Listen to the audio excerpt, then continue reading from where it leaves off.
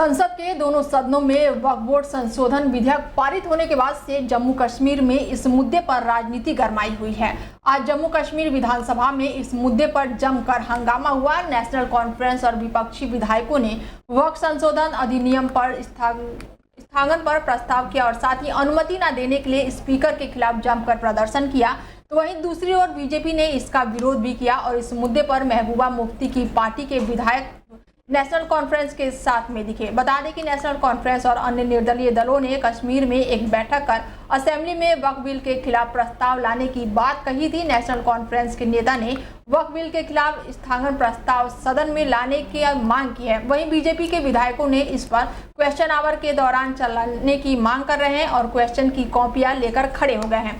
फिलहाल सदन में पक्ष और विपक्ष की ओर से हंगामा और नारेबाजी लगातार जारी है। नेशनल कॉन्फ्रेंस के विधायकों ने वक्फ बिल पर अपने प्रस्ताव को सदन में लाने पर जोर दिया है और इस पर बीजेपी के सदस्य भी अपनी सीट पर खड़े हो गए हैं और शोर मचाने लगे हैं। उन्होंने हाथों में कागज और पुस्तक लहराते हुए स्पीकर से कहा है, यह तो क्वेश्चन आवर है, आप कैसे अन्य विषयों पर बातों की अनुमति देंगे। स्पीकर ने कहा है कि आप सभी शांत होकर बैठिए, मुझे पता है कि मुझे क्या करना है, लेकिन हंगामा शांत नहीं हुआ।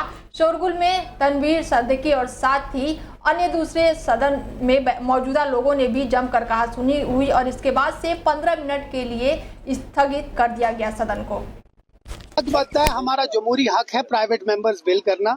हम उम्मीद करते हैं कि स्पीकर साहब जो हमारे अलग अलग मेंबर्स ने प्राइवेट मेंबर्स बिल लाई है या रेजोल्यूशन लाए हैं उनको एक्सेप्ट करें। उसमें स्टेटहुड की भी बात है, उसमें वक्फ अमेंडमेंट बिल की भी बात है। उम्मीद करते हैं कि स्पीकर साहब यहाँ के जो सेंटिमेंट है उनको मद्देनजर रख के एडमिट करें और हमको उसके ऊपर डिस्कशन करने का मौका दें। अमेंडमेंट बिल की बात करते हैं, नेशनल कॉन्फ्रेंस का हमने देखा कि क्या स्टैंड है, लेकिन आप बताइए कि जिस तरह से आगा सिद्दीकुल्लाह साहब ने कहा कि बात रखने का मौका नहीं मिला, लेकिन बिल तो पास हो गया। आपको क्या लगता है कि जम्मू कश्मीर पर इसका क्या इम्पैक्ट होगा? इस पे इम्पैक्ट होगा और उसी की वजह से हम इसके ऊपर डिस्कशन कर रहे हैं। और आ रहे हैं कि democracy, constitution, rule of law, federalism, secularism, ये रूह है हमारे आईन का। समझिएगा, federalism, rule of law, democracy, ये रूह है हमारे आईन का। आप देखिए फेडरलिज्म को कैसे कुचला जा रहा है। हक बनता है हमारा